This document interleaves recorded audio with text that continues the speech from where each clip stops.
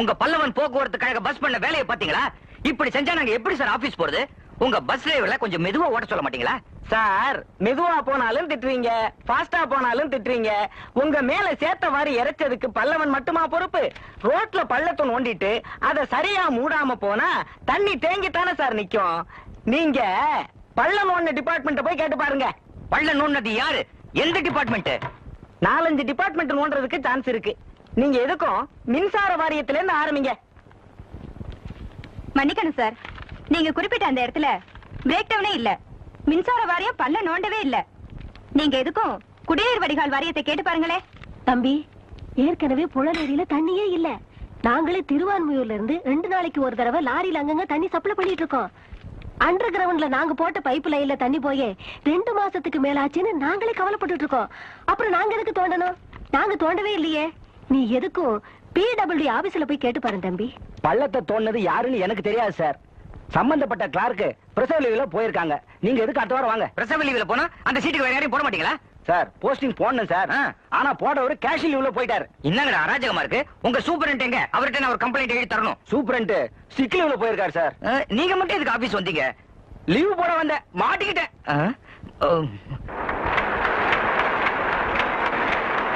Sir, sir, ஆபீஸுக்கு போற ஒரு சிட்டிசனோட நிலைமையை பாத்தீங்களா சார்? பல்லவன் சேத்த வாரி அடிச்சுட்டு போயிட்டான்.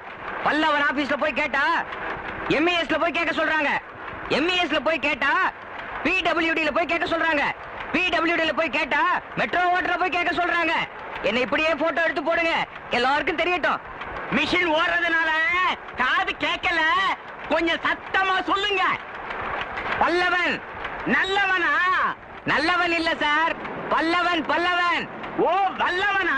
வல்லவன் இல்ல சார், பல்லவன். பல்லவன். ஓ, பல்லவனா? மேல ஃபர்ஸ்ட் ஃப்ளோர்ல இருக்காரு, போய் பாருங்க. அட போங்கப்பா.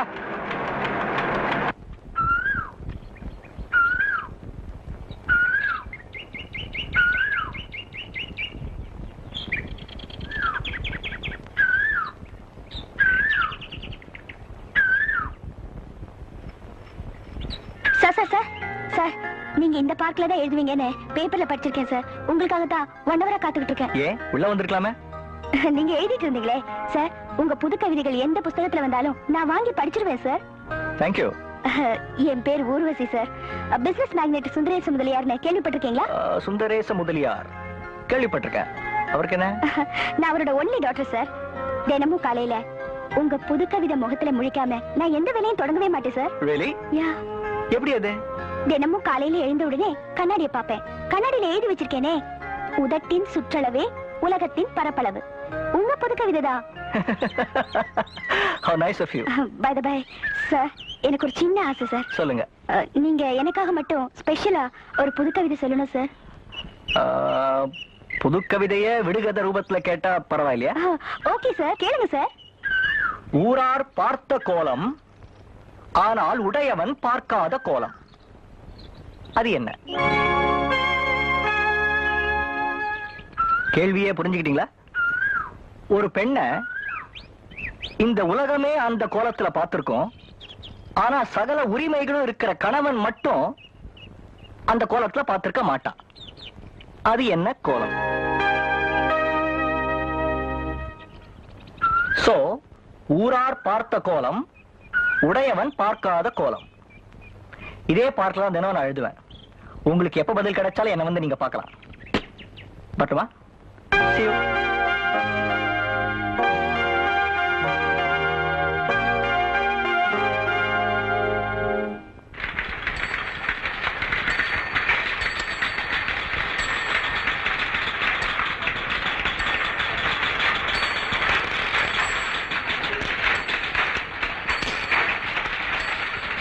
பாரிஜாதா, எங்க அப்பா எனக்கு பொண்ணு பார்க்க ஆரம்பிச்சிட்டாரு.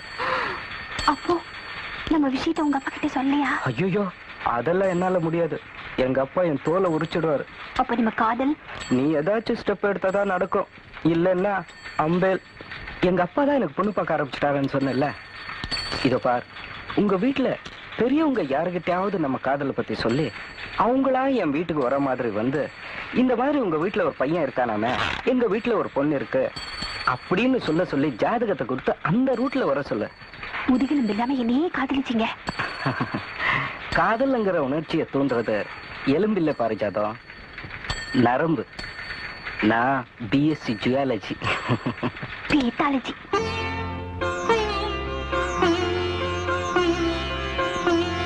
அண்ணே காஃபி.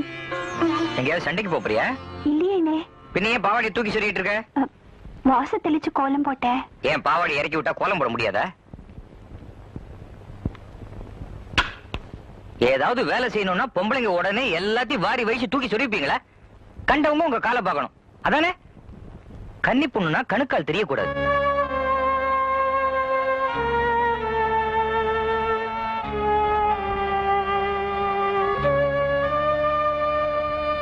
உனக்கு எத்தனை தடவை சொல்லிருக்கேன் இந்த மாதிரி ரெட்டை பின்னல் போட்டுக்காத, கொண்டைதான் போட்டுக்கணும்னு. இந்த வயசுல எப்படி என்னை கொண்டையெல்லாம் போட்டுக்கிறது? இந்த வயசுல தான் கொண்டை போட்டுக்கணும். கண்ணாடி மாட்டிக்கணும், எலுமிச்சம்பழ சைஸுக்கு பெருசா பொட்டு வச்சுக்கணும். வயசு பசங்க பார்த்தா அப்படியே வாந்தி வரணும். உன்னை இன்னொருத்த கையில புடிச்சு கொடுத்ததுக்கு அப்புறம் என்ன வேணா செஞ்சுக்க. பாப் வெட்டிக்க, லிப்ஸ்டிக் போட்டுக்க, ஸ்கர்ட் மாட்டிக்க, பவுடர் டப்பா அப்படியே தலையில கவுத்துக்க. எவன் வேண்டான்றான்? ரோடா ஏரியாவா வயசு பசங்க வாயில சிகரெட்டும் கையில சீப்புமா அலையறத பார்த்தா வயித்துல புளிய கரைக்குது. அவங்களுக்குன்னு ஒரு புரியாத பாஷை. மச்சி என்ன கண்ணு, ஐட்டம் கேசு, மச்சுக்குன்னு ஜகா வாங்குது, டாவு காட்டுது. பொண்ணு ஒல்லியா இருந்தா குச்சி ஐசு, குண்டா இருந்தா கோன் ஐசு. இந்த நாடு உருப்படாது.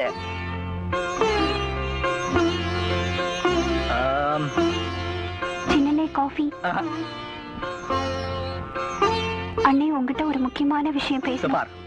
ஒவ்வொரு வாரமும் பத்திரிகை வந்த உடனே அதுல இந்த பூவிழி ராசனோட புது கவிதை ஏதாவது வந்திருக்கான்னு பாக்குற ஒரு சின்ன கூட்டமே தமிழ்நாட்டுல இருக்கு. அவங்கள ஏமாத்த கூடாது. இந்த வாரத்துக்கு வேண்டிய புது கவிதையை நான் இன்னும் எழுதல, உடனே எழுதி ஆகணும். அதுக்காக தான் போயிட்டு இருக்கேன். இப்போ இந்த வீடே பத்திக்கிட்டு இருந்தா கூட என்னால ஒரு டம்ளர் தண்ணி கூட விட முடியாது. தள்ளு பாரிஜாதம். பாரி, எஸ் பிடிச்சிட்ட. பாரி பாரி பாரினிலே கதிரவன் பிடிச்சிட்ட. பாரினிலே கதிரவன் காரினிலே வரும்போது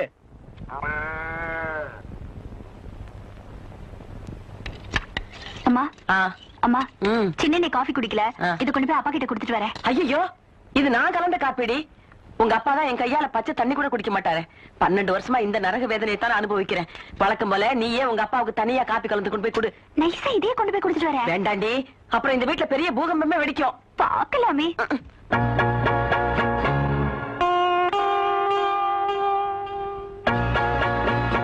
அப்பா காஃபி.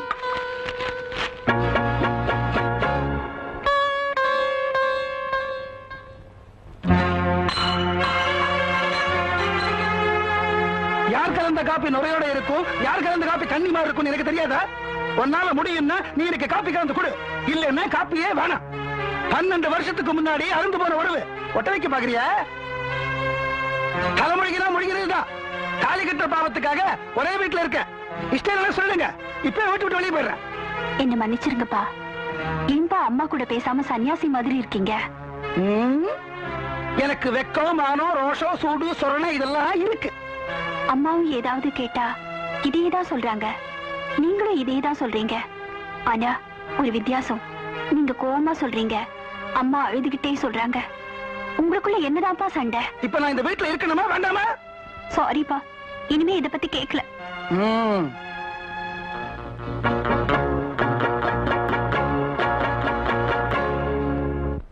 என்னமா இது?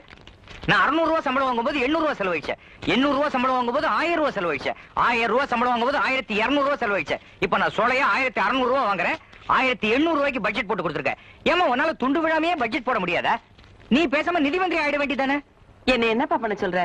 விலைவாசி எல்லாம் விஷம் போல ஏறிக்கிட்டு இருக்கு. விலைவாசி ஏன் ஏறுது?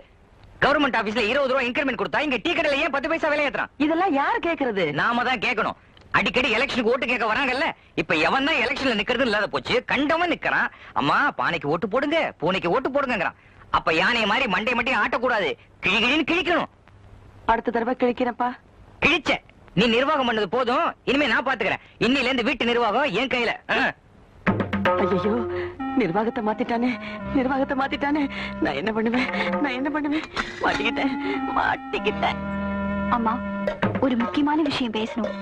உங்ககிட்டயாவது பேசலாமா? அடிப்பாடி இவ ஒண்ணு நிர்வாகம் என் கையிலேயே இருக்கும்னு நினைச்சு சில தில்லுமுள்ளெல்லாம் பண்ணி வச்சிருக்கேன். இப்போ திடீர்னு நிர்வாகத்தையே மாத்திட்டான். அரிசிக்காரனுக்கு 400 ரூபாய் பாக்கின்னு எழுதியிருக்கேன். அது 400 ரூபாய் இல்ல 600 ரூபாய். இதே மாதிரி பால்காரன் மளிகை சாமா எல்லாத்துலயும் சிக்கல் இருக்கு. அவங்க கிட்ட எல்லாம் இவன் நேர்ல பேசிட்டான்னா நல்லா மாட்டிக்குவேன்.